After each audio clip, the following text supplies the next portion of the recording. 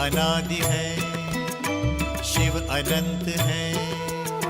जीवन मधुबन, शिव बसंत है। मधुबन का स्वयं श्रृंगार करता, मधुबन का स्वयं श्रृंगार करता। हर कली हर फूल से वो प्यार करता, हर कली हर फूल से वो प्यार करता। शिव अनादि है, शिव अनंत है। जीवन मधुबन, शिव बसंत है।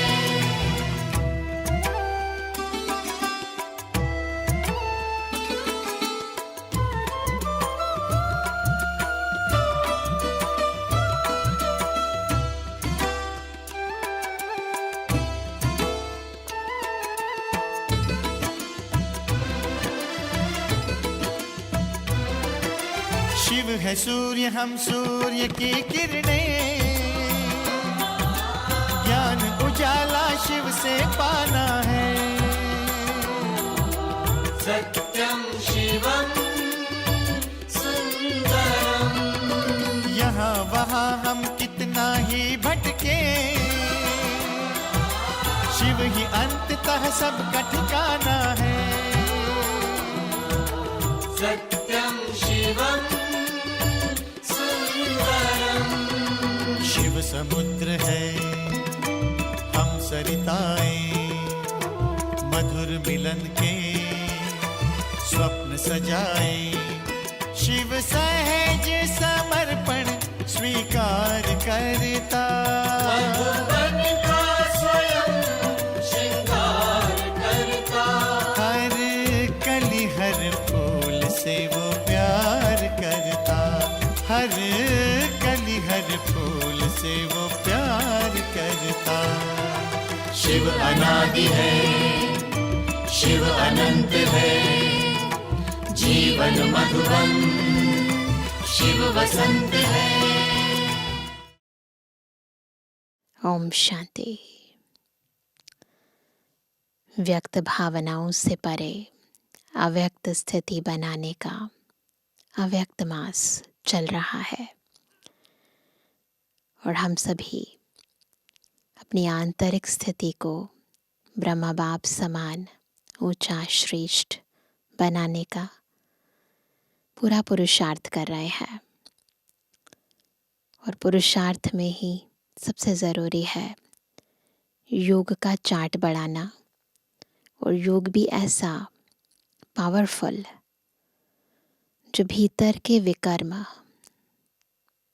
विनाश हो जाएं, पाप दग्ध हो जाएं, आत्मा पावन बन जाए। कर्मों से अतीत कर्मातीत स्थिति को हम प्रैक्टिकल जीवन में रहते अनुभव करने लगे, तो ऐसी बाप समान स्थिति, ब्रह्मा बाबा के चरित्रों के समान स्थिति हम सभी बनाने का पूरा पुरुषार्थ कर रहे हैं। और मुरलियाँ भी हमें योग के चार्ट को रोज़ बढ़ाने के लिए प्रेरित कर रही हैं। आज की मुरली भी हमें याद में रहकर कैसे अपने विकर्मों को विनाश करना है वो विधि सिखा रही है। सुनते हैं बाबा के मधुर महावाक्य। अच्छा, 2 जनवरी सन 2025 बाबा के मधुर महावाक्य है। मीठे बच्चे, बाप का पाठ एक्यूरेट है। वह अपने समय पर आते हैं, जरा भी फर्क नहीं पड़ सकता। उनके आने का यादगार शिवरात्रि खूब धूमधाम से मनाओ। प्रश्न है, किन बच्चों के विकर्म पूरे विनाश नहीं हो पाते? है ना, बैठते तो हैं, योग का चार्ट बढ़ाते भी हैं, परंतु सबसे ज़रूरी बात है योग कर किस लिए रहे हैं? विकर्मों को विनाश करने के लिए। परंतु वो क्यों नहीं हो पाते? किन बच्चों के नहीं हो पाते? उत्तर है, जिनका योग ठीक नहीं है। तो चेक करना, योग ठीक है बाप की याद नहीं रहती तो विकर्म विनाश नहीं हो पाते। योग युक्त न होने से इतनी सद्गति नहीं होती, पाप रह जाते हैं। फिर पद भी कम हो जाता है। योग नहीं तो नाम रूप में फंसे रहते हैं। उनकी ही बातें याद आती रहती हैं ना, जिनमें फंसे हुए हैं ना बुद्धि, उनकी बातें याद आती रहती हैं। वह देही अभिमानी रह नहीं सकते। और अगर देही अभिमानी नहीं है तो बाबा को तो याद क्या ही कर रहे हैं। गीत लगाया, बैठे हैं। केवल बैठना नहीं है, योग लगना चाहिए। एकाग्रचित स्थिति ना, बिल्कुल एक बाप दूसरा न कोई, वो स्थिति होनी चाहिए, तब विकर्म विनाश होते हैं। आज का गीत है, यह कौन आज आया सवेरे सवेरे। ये कौन आज आया सवेरे सवेरे,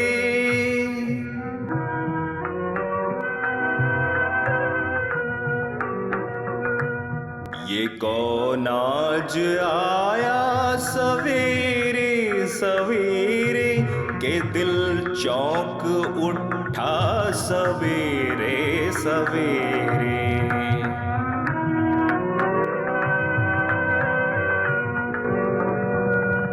कहा रूप ने चांद है चौदहवीं का, कहा रूप ने चांद है चौदहवीं का, मगर चांद कैसा सवेरे सवेरे।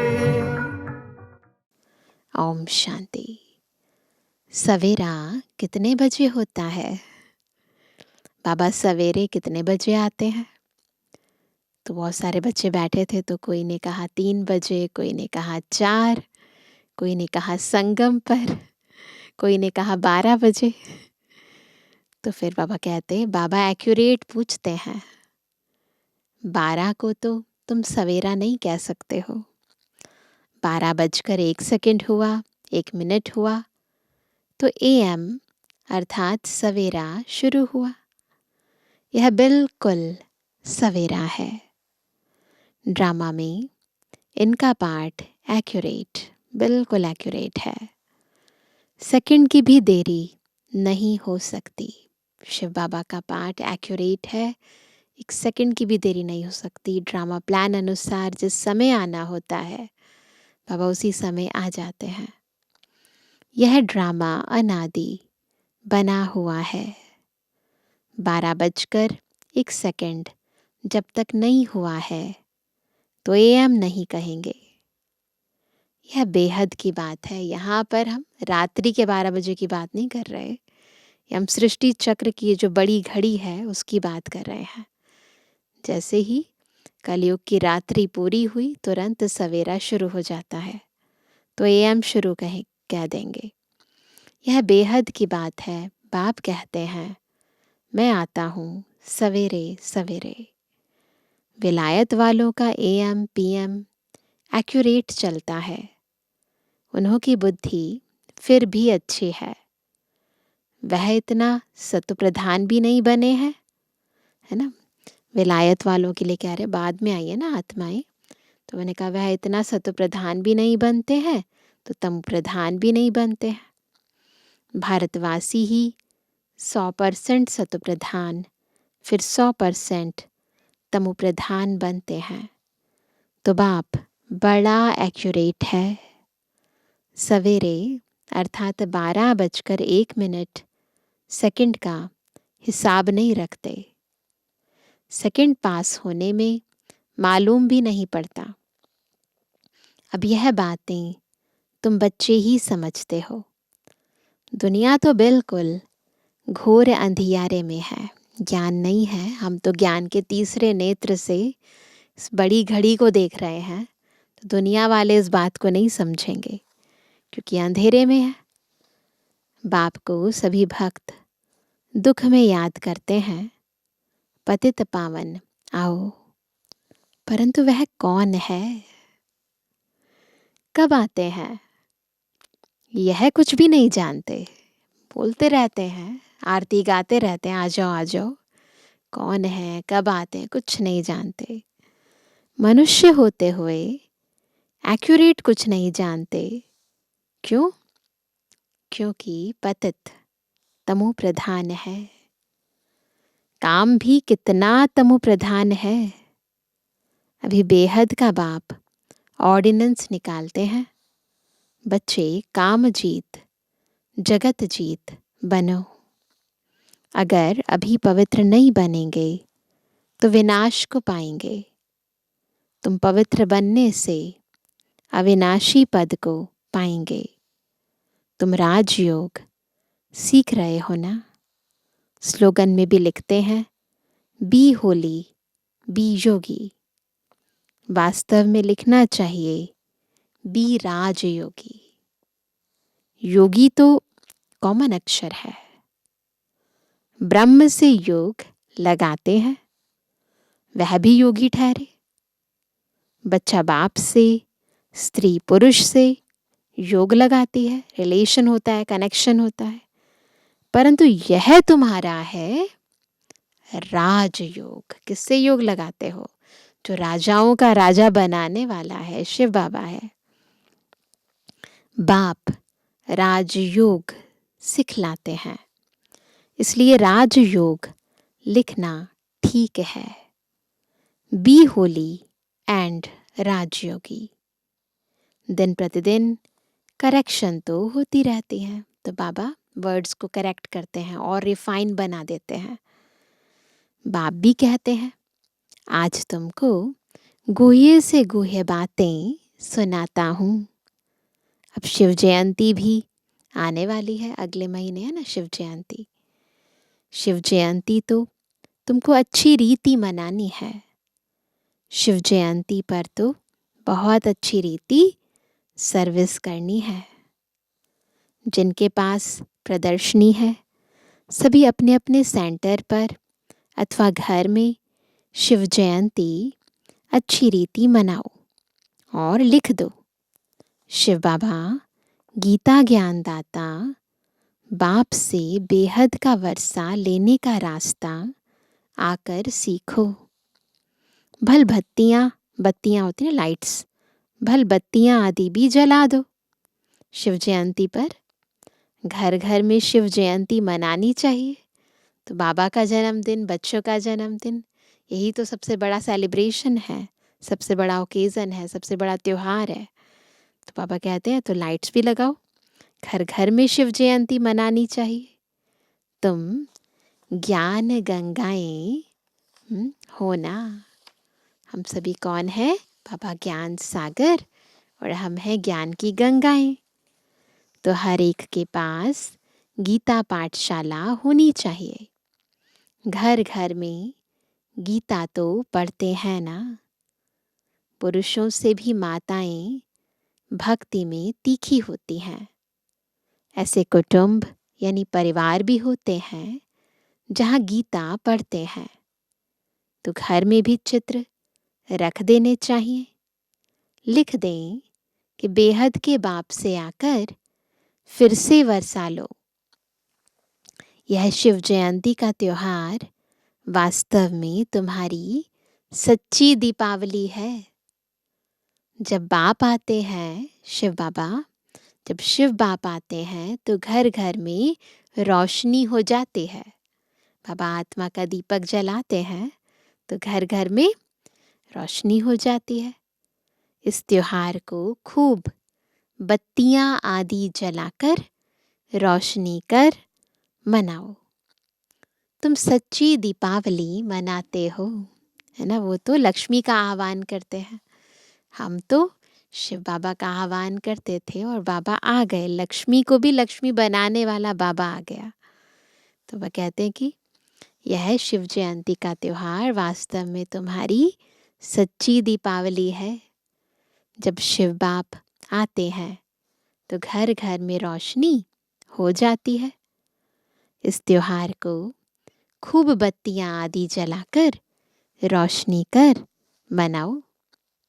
तुम सच्ची दीपावली मनाते हो फाइनल तो होना है सतयुग में। यानी सच्ची सच्ची दीपावली तो तभी आएगी ना जब हर एक आत्मा की ज्योत जगी हुई होगी।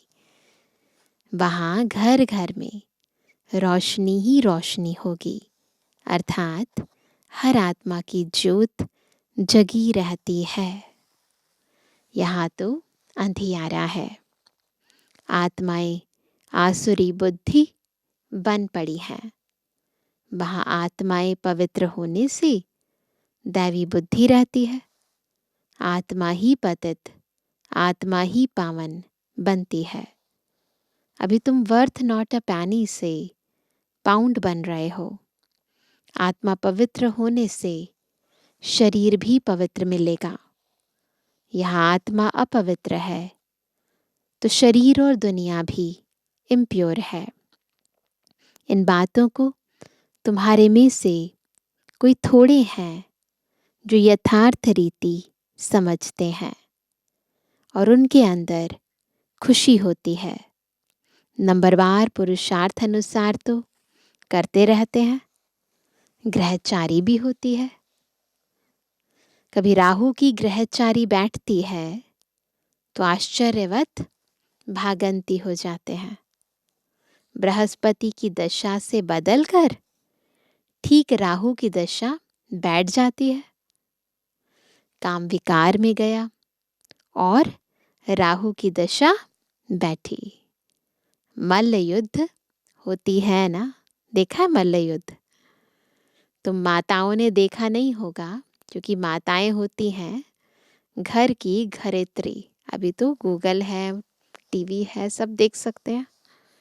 तो बाबा कहते हैं कि तुम माताओं को कहते हैं ना, क्योंकि वहाँ पर तो उस समय साकार बाबा की मुरली है तो घर में रहने वाली माताएं होती थी और उस समय तो घूंघट भी डालते थे।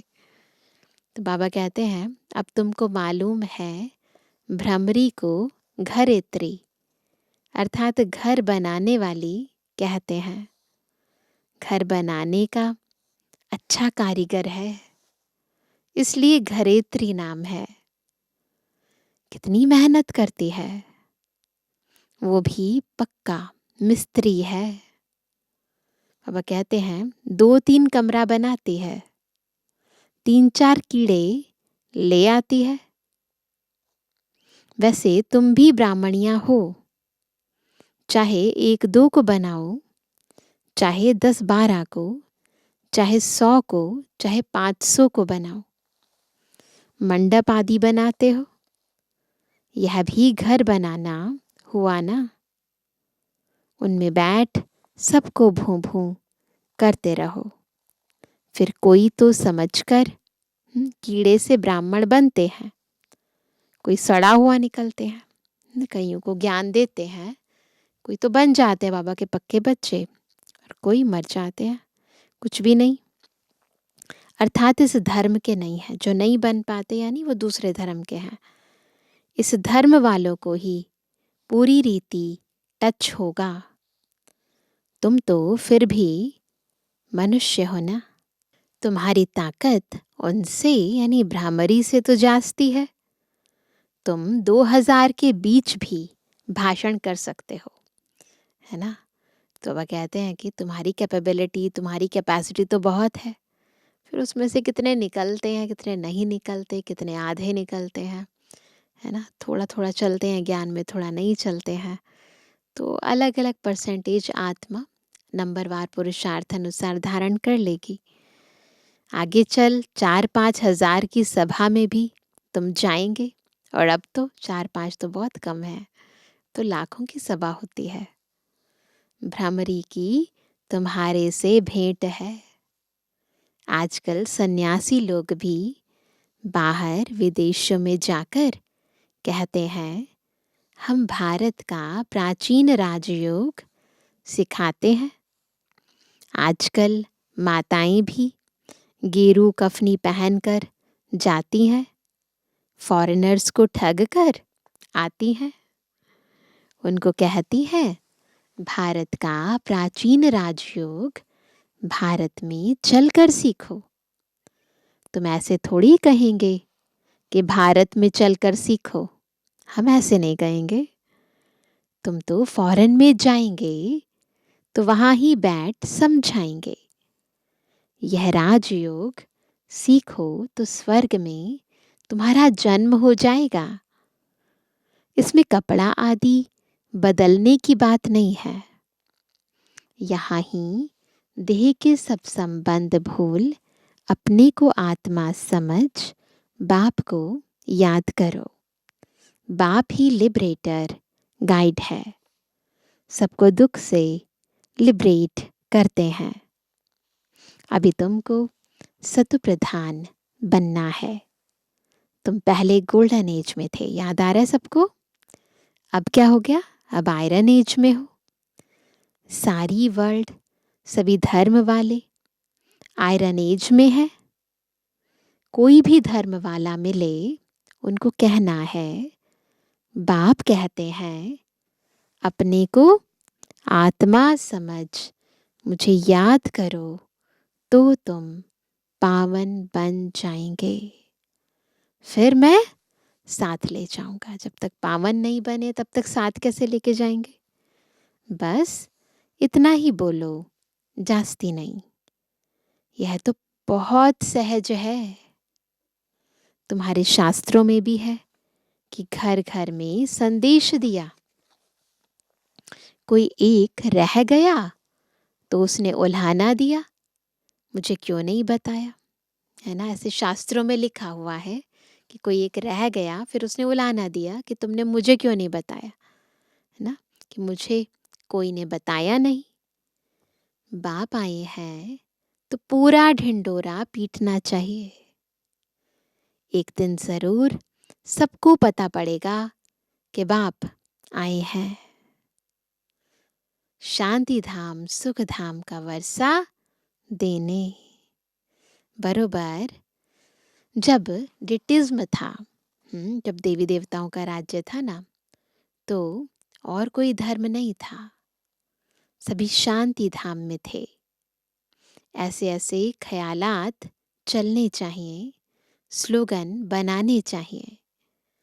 बाप कहते हैं देह सहित सब संबंधों को छोड़ो, अपने को आत्मा समझ मुझ बाप को याद करो तो आत्मा पवित्र बन जाएगी। सभी आत्माएं अपवित्र हैं। अब सबको पवित्र बनाए बाप गाइड बन वापस ले जाएंगे। तो अभी क्या करेंगे? सभी बाबा के बच्चे बाबा से ज्ञान लेकर, योग को धारण करके, शक्ति लेकर पवित्र बन जाएंगे। फिर बाबा गाइड बनकर वापस हमें ले जाएंगे। सब अपने अपने सेक्शन में चले जाएंगे। फिर डैडी धर्म वाले नंबरवार आएंगे। कितना सहज है। यह तो बुद्धि में धारण होना चाहिए। जो सर्विस करते हैं वह छिपे नहीं रह सकते। डिसर्विस करने वाले भी छिप नहीं सकते। सर्विसेबल को तो बुलाते हैं। जो कुछ भी ज्ञान नहीं सुना सकते उनको थोड़ी बुलाएंगे। वह तो और ही नाम बदनाम कर देंगे। कहेंगे बीके ऐसे होते हैं क्या? पूरा रिस्पॉन्ड भी नहीं करते तो नाम बदनाम हुआ ना। शिव बाबा का नाम बदनाम करने वाले ऊंच पद पा ना सकें। जैसे यहाँ भी कोई तो करोड़पति हैं, पदमपति भी हैं, कोई तो देखो भूख मर रहे हैं। ऐसे बैगर्स भी आकर प्रिंस बनेंगे। अभी तुम बच्चे ही जानते हो, वही श्री कृष्ण जो स्वर्ग का प्रिंस था वह फिर बैगर बनते हैं। फिर बैगर टू प्रिंस बनेंगे।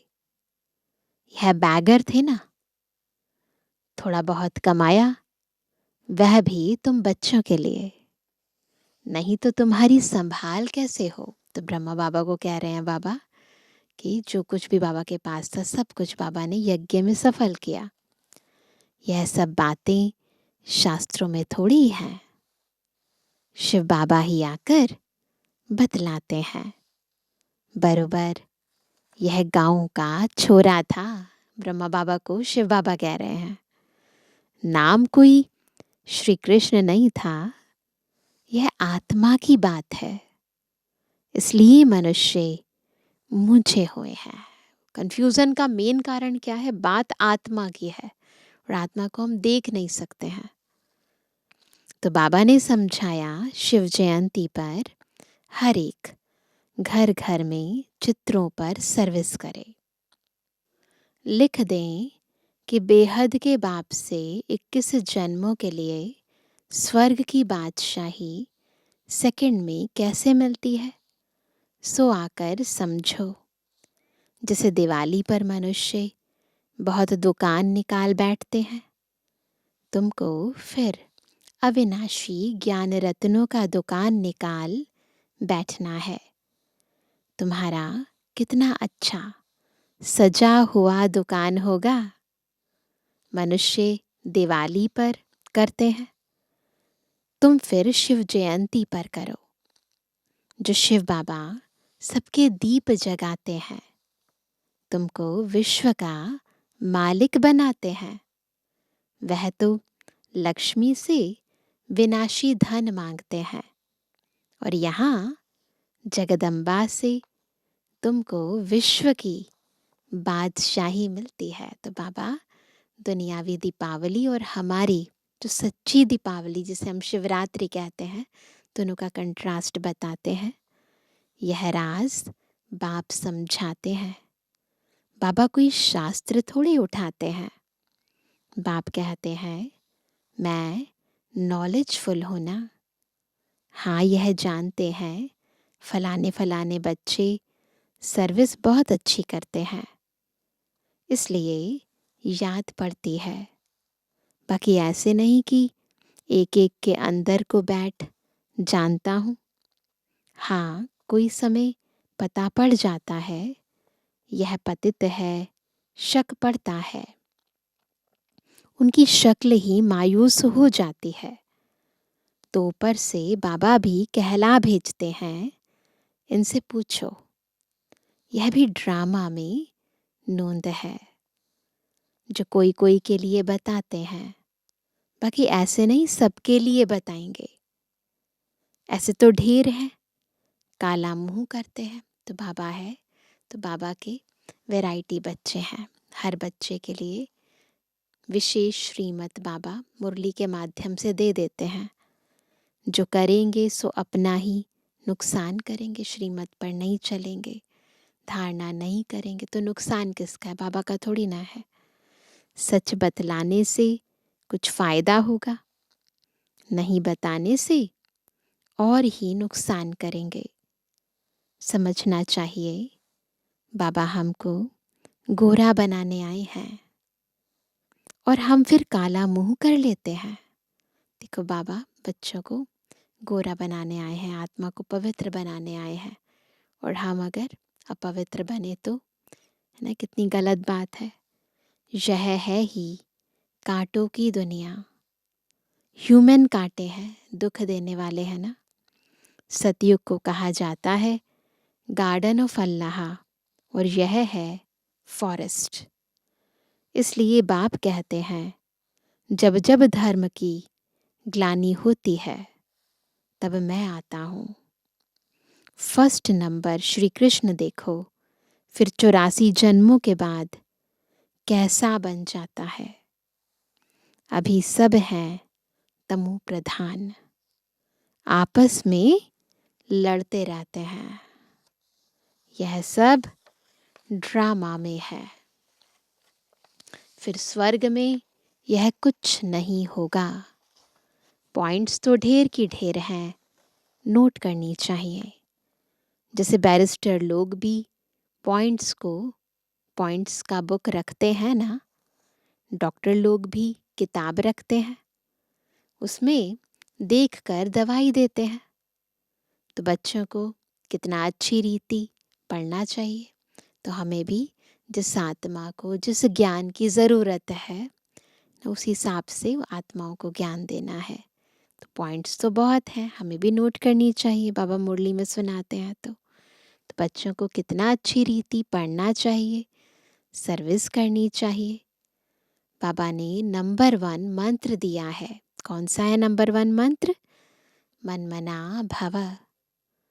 बाप और वर्षे को याद करो तो स्वर्ग के मालिक बन जाएंगे।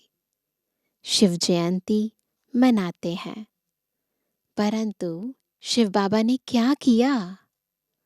जरूर स्वर्ग का वर्षा दिया होगा। उसको 5000 वर्ष हुए। स्वर्ग से नर्क, नर्क से स्वर्ग बनेगा। बाप समझाते हैं, बच्चे योग युक्त बनो तो तुम्हें हर बात अच्छी तरह समझ में आएगी। परंतु योग ठीक नहीं है, बाप की याद नहीं रहती तो कुछ समझ नहीं सकते। विकर्म भी विनाश नहीं हो पाते। योग युक्त न होने से इतनी सदगति भी नहीं होती है। पाप रह जाते हैं, फिर पद भी कम हो जाता है। बहुत है, योग कुछ भी नहीं है। नाम रूप में फंसे रहते हैं। उनकी ही याद आती रहेगी तो विकर्म विनाश कैसे होंगे? बाप कहते हैं, देही अभिमानी बनो।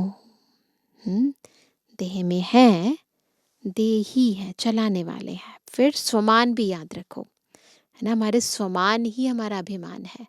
तो इन स्वमानों की स्मृति से हर कर्म करते जाओ, अपनी आत्मिक स्थिति में स्थित होकर। तो बाबा कहते हैं, देही अभिमानी बनो। अच्छा, मीठे मीठे सर्व से एबल आज्ञाकारी बच्चों पर माता पिता बाप दादा का याद तारा। Good morning. रूहानी बच्चों की रूहानी बाप दादा को गुड मॉर्निंग, नमस्ते नमस्ते नमस्ते। धारणा के लिए मुख्य सार। पहला, शिव जयंती पर अविनाशी ज्ञान रत्नों का दुकान निकाल सेवा करनी है। घर घर में रोशनी कर सबको बाप का परिचय देना है। दूसरा, सच्चे बाप से सच्चा होकर रहना है। कोई भी विकर्म करके छिपाना नहीं है। ऐसा योग युक्त बनना है जो कोई भी पाप रह ना जाए। किसी के भी नाम रूप में नहीं फंसना है। वरदान है, मैंपन के भान को मिटाने वाले ब्रह्मा बाप समान श्रेष्ठ त्यागी भव। तो सबसे बड़ा त्याग क्या है? मैंपन का त्याग। जो ये कर लेता है वो ब्रह्मा बाबा के समान श्रेष्ठ त्यागी बन जाता है। संबंध का त्याग, वैभवों का त्याग कोई बड़ी बात नहीं है, लेकिन हर कार्य में, संकल्प में भी औरों के आगे रखने की भावना रखना। औरों को आगे रखने की भावना रखना, खुद आगे नहीं, दूसरों को आगे रखना। अर्थात अपनेपन को मिटा देना, पहले आप करना, यह है श्रेष्ठ त्याग। इसे ही कहा जाता स्वयं के भान को मिटा देना। जैसे ब्रह्मा बाप ने सदा बच्चों को आगे रखा, मैं आगे रहूं, इसमें भी सदा त्यागी रहे। इसी त्याग के कारण सबसे आगे अर्थात नंबर 1 में जाने का फल मिला। तो फॉलो फादर, एक दो को आगे बढ़ाते हुए आगे बढ़ते चलो। दूसरों को आगे बढ़ाता है वो खुद ही आगे आ जाता है। इसीलिए हमेशा मैं नहीं, तुम करो, पहले आप, पहले आप। स्लोगन है, फट से किसी का नुक्स निकाल देना, है ना। किसी के अंदर कोई कमी है, कमजोरी है, फट से निकाल देते हैं ना, ये भी दुख देना है। तो इसीलिए बहुत ध्यान रखना है ना। दुख देंगे तो फिर सुखधाम के वर्षे के अधिकारी कैसे बनेंगे? इसलिए कांटा नहीं बनना है, फूल बनना है। दूसरों के नुक्स नहीं निकालने हैं, अपने नुक्स निकालने हैं, देखने हैं और खुद को रिफाइन बनाना है। आज का अव्यक्त इशारा, अपनी शक्तिशाली मनसा द्वारा सकाश देने की सेवा करो। जिसे ऊंची टॉवर से सकाश देते हैं, लाइट माइट फैलाते हैं, ऐसे आप बच्चे भी अपनी ऊंची स्थिति अथवा ऊंचे स्थान पर बैठ, हमारी ऊंची स्थिति ही ऊंचा स्थान है, तो अपनी ऊंची स्थिति अथवा ऊंचे स्थान पर बैठ कम से कम 4 घंटे विश्व को लाइट और माइट दो। जैसे सूर्य भी विश्व में रोशनी तब दे सकता है जब ऊंचा है, तो साकार सृष्टि को सकाश देने के लिए ऊंचे स्थान निवासी बनो। तो बाबा के जैसे ऊंची स्थिति पर स्थित होकर आत्माओं को लाइट और माइट की सकाश दो, कम से कम 4 घंटा। तो करेंगे ना ये सेवा? अच्छा, ओम शांति।